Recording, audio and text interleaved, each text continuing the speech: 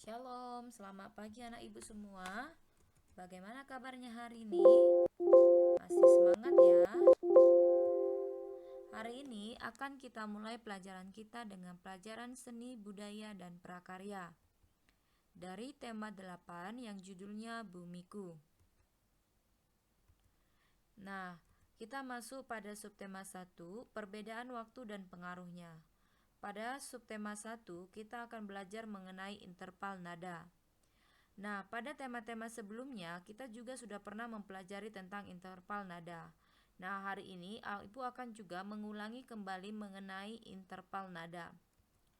Interval nada adalah jarak antara satu nada dengan nada yang lain. Nah, contoh interval nada, coba perhatikan tangga nada mayor dengan minor berikut.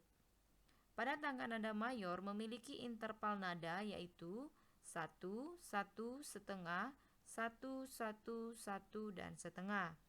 Sedangkan pada tangga nada minor memiliki interval nada 1 setengah, 1, 1 setengah, 1, dan 1. Ini adalah interval nada pada tangga nada mayor dan juga pada tangga nada minor. Nah, tujuan kita untuk memahami interval nada yaitu supaya dapat bermain musik ataupun bernyanyi dengan lebih baik. Nah, selanjutnya menentukan interval nada terdekat dan terjauh pada sebuah lagu. Cara menentukan interval nada terdekat dan terjauh. Yang pertama, menentukan interval nada pada lagu-lagu tersebut terlebih dahulu. Kedua, bandingkan besar interval nada yang kamu peroleh. Ketiga, interval nada yang terdekat terdapat pada dua nada yang memiliki jarak paling kecil di antara nada-nada lainnya. Keempat, interval nada terjauh itu terdapat pada dua nada yang memiliki jarak paling besar di antara nada-nada lainnya. Selanjutnya, kita masuk pada subtema 2. Pada subtema 2 yang judulnya Bumiku dan Musim. Nah, pada subtema 2 ini kita akan mempelajari tentang tari kreasi daerah pada tari kelompok. Sebelumnya juga, pada tema sebelumnya kita sudah mempelajari tari kreasi daerah pada tari tunggal dan tari berpasangan. Hari ini kita membahas tentang tari kelompok. Tari kelompok adalah tarian yang ditampilkan oleh beberapa penari secara bersama-sama. Karena ditarikan secara berkelompok, maka penyajian gerakannya harus dilakukan dengan kompak, serempak, serta saling mengisi dan melengkapi. Berikut ini adalah contoh tari kelompok. Yang pertama adalah tari Benaya Ketawang. Nah, ini adalah contoh tari Benaya Ketawang. Tari ini berasal dari Jawa Tengah. Tari Benaya Ketawang ini diiringi dengan iringan musik gending ketawang gende dengan nadanya nada velok. Tari Benaya ini ditampilkan oleh 9 orang penari perempuan. Contoh yang kedua adalah tari serimpi. Tari serimpi ini berasal dari Jawa Tengah. Tari ini ditampilkan oleh 4 orang penari perempuan.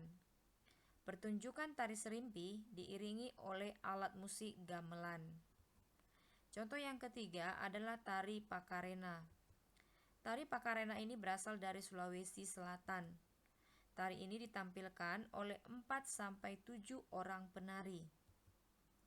Tari ini biasanya diiringi oleh alat musik gendrang atau disebut dengan puik-puik. Selanjutnya adalah tari gandar. Tari gandar ini berasal dari Kalimantan Timur. Tari gandar ditampilkan oleh penari perempuan yang diiringi dengan musik khas suku Dayak. Properti yang digunakan pada tari gandar yaitu berupa tongkat atau senak dan bambu atau kusak. Nah, berikut ada beberapa gerakan pada tari gandar. Yang pertama adalah gerakan tari memegang kasuk atau bambu. Yang kedua, gerakan tangan memegang senak atau tongkat. Yang ketiga, gerakan kaki dan berjalan. Yang keempat, gerakan posisi badan. Selanjutnya kita masuk pada subtema 3, bumi, matahari, dan bulan. Pada subtema 3 ini, kita akan mempelajari tentang reklame. Seperti biasa, reklame juga sudah pernah kita pelajari pada tema-tema sebelumnya. Tapi hari ini juga akan kita mengulangi mengenai reklame.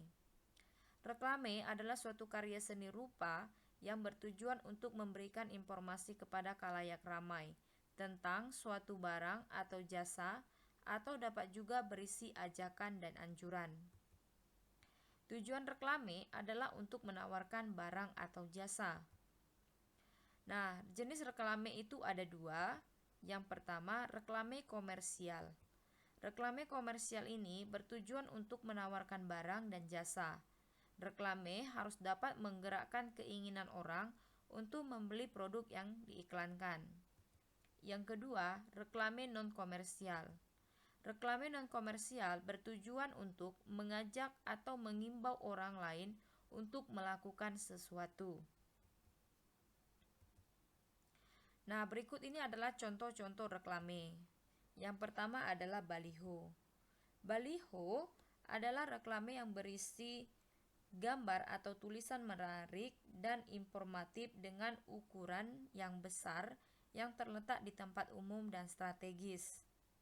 Yang kedua, spanduk. Spanduk adalah reklame berupa kain yang direntangkan yang berisi slogan, propaganda, atau berita yang perlu diketahui umum.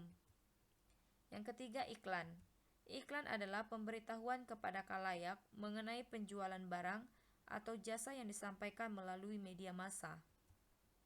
Yang keempat adalah poster.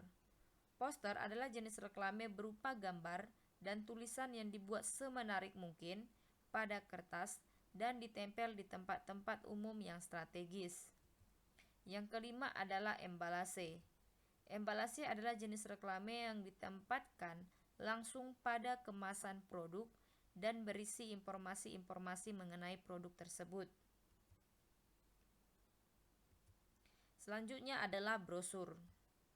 Brosur adalah jenis reklame yang dibuat pada selembaran kertas dengan diisi informasi yang lebih rinci dan jelas.